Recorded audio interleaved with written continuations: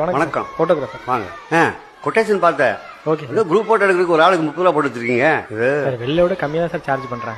படிக்கிறவங்க எல்லாம் வசதி இல்லாதவங்க பேசாம 20 ரூபா போட்டுங்க. சரிங்களா? ரொம்ப கம்மியாக இருக்கு சும்மா சார். பண்ணுங்க. நம்ம ஸ்கூல் தானே. சரிங்க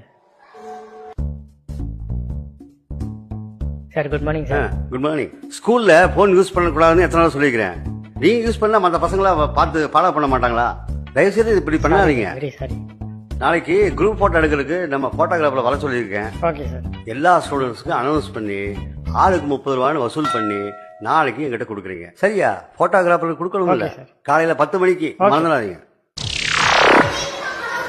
சரிங்க வாங்க. Good morning sir.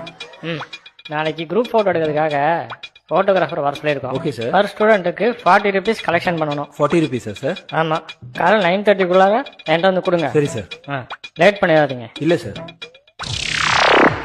ஸ்டூடெண்ட்ஸ், நாளைக்கு குரூப் ஃபோட்டோ எடுக்க போகிறோம். அப்போ எல்லாரும் வீட்டில இருந்து 50 ரூபா வாங்கிட்டு வந்துட்டு நாளைக்கு 9 மணிக்குள்ளே என்கிட்ட வந்து கொடுத்துடணும். ஓகே? என்னடி எங்க ஸ்கூல்ல குரூப் போட்டோ எடுக்க 100 rupees கேட்டாங்க. அப்பா கிட்ட வாங்கி தரையா? குரூப் போட்டோவா? காலையில் வாங்கி தரேன்.